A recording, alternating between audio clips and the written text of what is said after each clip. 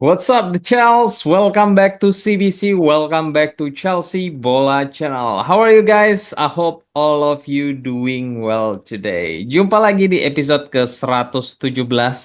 Kemarin kita sudah membahas rumor transfer terkait Victor Gyökeres dan juga Badia Shield ya yang baru saja kembali lahir baru setelah penampilannya itu berangsur-angsur membaik, teman-teman. Kemudian potensi 10 match ke depan dari Premier League, baik Chelsea maupun tim-tim yang lain. So, buat teman-teman yang ketinggalan dapat langsung klik link di atas. Oke, di episode ke-117 kali ini kita akan membahas update news ya. Namun, seperti biasa, sebelum menonton, teman-teman dapat klik tombol like. Dan buat yang pertama kali menonton dari channel CBC ini, dapat juga klik tombol subscribe. Oke, without further ado, let's get started. Dikutip dari Trivela, Chelsea sedang mempertimbangkan untuk meminjamkan David Washington ke klub di Spanyol, Portugal, ataupun Inggris. David Washington di sisi lain lebih suka bermain di salah satu dari dua negara terakhir. Yes, bila kita lihat di sini ya, statistiknya dari progres David Washington itu saat di Premier League League 2 ya, di mana tim U21 ataupun tim development ya belum begitu terlihat ya. Meskipun total menit yang dia bermain itu adalah sekitar 150 menit, tapi dia itu hanya berhasil mencetak 2 gol dan juga satu assist. Ya, wajar saja ya karena di usianya yang baru 19 tahun ya pemain ini sebenarnya punya potensi ya. Ya, kita berharap ada klub Portugal ataupun Inggris ya yang akan tertarik untuk meminjam dari David Washington ini dari Chelsea sehingga development dia ya dalam skill individu itu dapat terus berkembang secara signifikan ya. Karena kita tahu pemain yang dihadapinya di U21 atau development team itu berbeda dengan kompetisi yang sesungguhnya. Oke, next dikutip dari Simon Johnson, Josh Achempong kembali ke dalam training first team di depan perjalanan ke Heidenheim, tapi dia tidak ikut berpergian ke Jerman.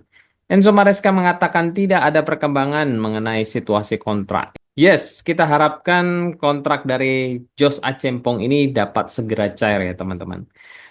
Ya, mengingat bisa saja ya dia itu akan menjadi suksesor dari Rhys James ya, yang kemungkinannya kita tahu akan dijual di musim panas nanti ataupun mungkin di musim dingin ini ya sehingga nanti dia dapat stepping up ya menjadi backup dari Wesley Fofana di right center back ataupun di right back ya sebagai pelapis dari Malo Gusto karena statusnya ya seperti yang CBC sudah bahas berkali-kali bahwa dia ini kondisinya sedang di frozen out ya sehingga atau dibekukan sehingga tidak hanya bermain di first team tapi dia tidak dapat bermain juga di U21 dari tim Chelsea ya di tim akademi.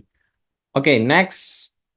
Teman-teman tahu nggak brand dari logo Air Jordan? Nah, CBC punya update-nya ya. Saat ini brand Jordan memiliki kemitraan dengan PSG, di mana mereka memperbaharui perjanjian mereka setiap tahun berdasarkan hasil penjualan. Adapun kontrak awal perjanjian telah ditandatangani sejak 2018 untuk jangka waktu 3 tahun.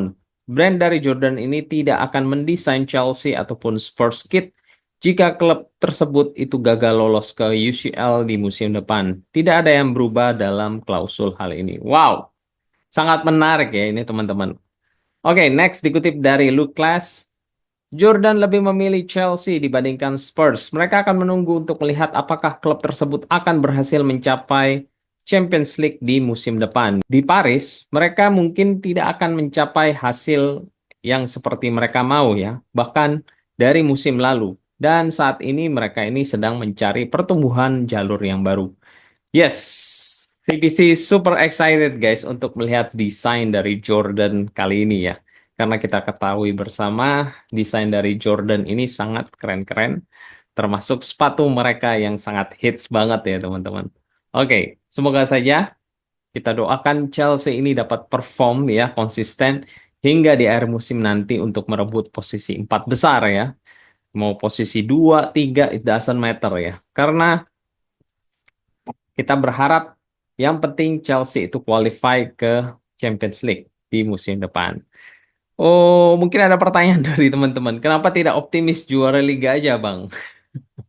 Ya, tentu saja ya, karena kita tahu semua Liverpool ini sepertinya sudah di atas angin ya. Setelah mereka memenangkan pertandingan versus Real Madrid, sehingga mereka ini tidak saja hanya berada di puncak klasmen dari Liga Inggris, tapi juga mereka ini ada di puncak klasmen untuk Liga Champions. So, apakah ada kesempatan atau kejutan buat Chelsea untuk menjuarai Liga Inggris di musim ini? Ya, kalau CBC menilai ya bisa saja itu akan terjadi dengan catatan ya Liverpool itu dapat kalah dalam melawan musuh terbesar mereka. Apa itu? Ya, musuh terbesar mereka adalah diri mereka sendiri ya. Apabila Konate ataupun Van Dijk itu cedera, ya salah satu saja ya, maka tentu bukan tidak mungkin Liverpool itu akan goyang dan tergelincir teman-teman. So we will see guys, karena tidak ada yang tidak mungkin di dalam football dan juga musim itu masih sangat panjang ya. Oke, next. Masih ingat nggak teman-teman yang CBC bahas terkait Ruud van Nistelrooy? Oke, CBC punya update-nya ya. Dikutip dari Chart.Dunker, Leicester City akan menunjuk mantan striker Manchester United Ruud van Nistelrooy sebagai manajer berikutnya. Oke, next. Dari sumber terpercaya lainnya dikutip dari Fabrizio Romano, Ruud van Nistelrooy akan ditunjuk sebagai pelatih kepala yang baru untuk Leicester City. Perjanjian telah selesai dan dokumen telah ditandatangani dari sisinya, seperti Telefootball Reports. Nah, ya kan, apa yang CBC bilang kemarin ya, bahkan saat konten episode dari CBC yang membahas preview match antara Leicester versus Chelsea pun, CBC kan sudah mengatakan hal ini ya. Nah, benar saja ini. Aduh. Akan kejadian ya Ruud van Nistelrooy akan melatih dari Leicester dan untung saja ya Chelsea ini sudah berhasil menghadapi Leicester terlebih dahulu ya di mana mereka ini saat masih dilatih oleh Steve Cooper ya. Jadi inilah yang CBC suka dari Leicester ya. Mereka ini tidak terburu-buru dibanding Manchester United ya yang kemarin guys ya yang terlalu terburu-buru memecat Erik ten Hag sebelum match melawan Chelsea.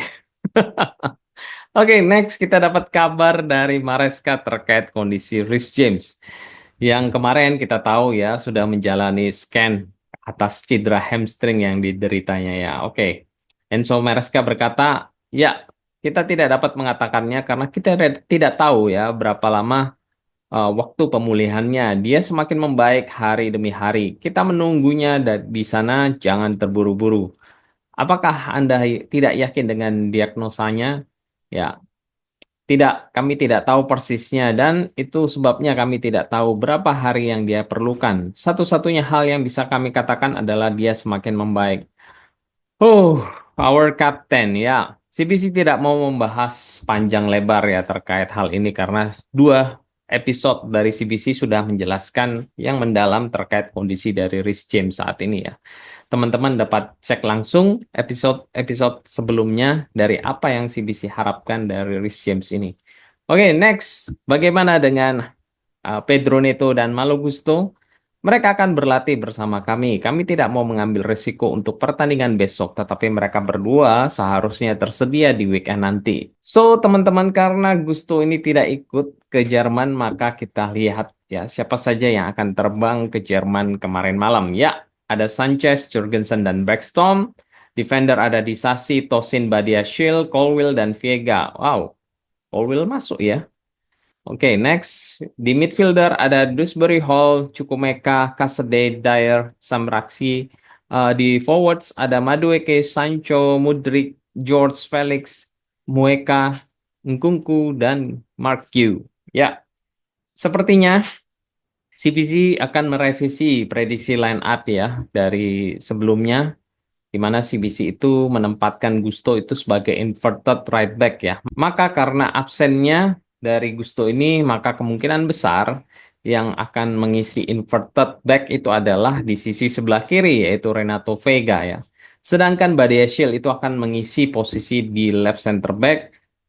Selain itu, CBC rasa tidak ada perubahan komposisi dari para pemain ya, kecuali bila Enzo Maresca ini berani memainkan Chukwuemeka untuk mengisi posisi absennya si Malo Gusto ya, sehingga Badiashile ini dapat beristirahat untuk persiapan match Aston Villa di weekend nanti ya.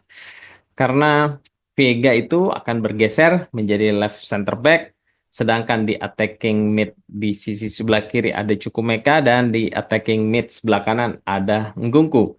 Ya, semoga saja hal ini akan terjadi, guys. Sepertinya permainan dengan komposisi pemain seperti ini akan lebih atraktif seperti halnya kemarin duet pivot antara attacking mid di sebelah kanan dengan Nkunku dan di sebelah kiri ada Joe Felix ya, itu lebih fluid ya untuk aliran bola ke depan ya, karena kita tahu ini kan hanya melawan Heidenheim yang sedang terpuruk di liga ya, di Bundesliga tepatnya ya. Mungkin mereka itu kali ini akan menerapkan low block ya.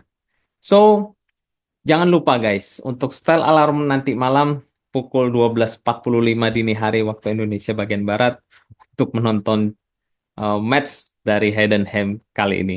Oke, next untuk menutup konten dari CBC ini, kita akan mendapatkan kabar terkait sponsorship yang dikutip dari Patty.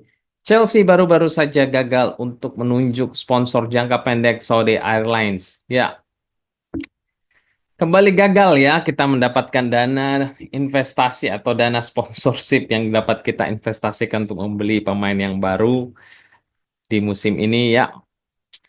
Sebelumnya sudah ada rumor ya, mana ada Qatar Airways yang gagal ya, dan saat ini kembali gagal dengan Saudi Airlines ya. Sedangkan kompetisi itu sudah sebentar lagi akan memasuki paruh musim. Jadi ya nggak tahu lagi nih, apakah Chelsea di musim ini benar-benar tanpa sponsor utama atau ada keajaiban di akhir akhir tutup tahun nanti ya.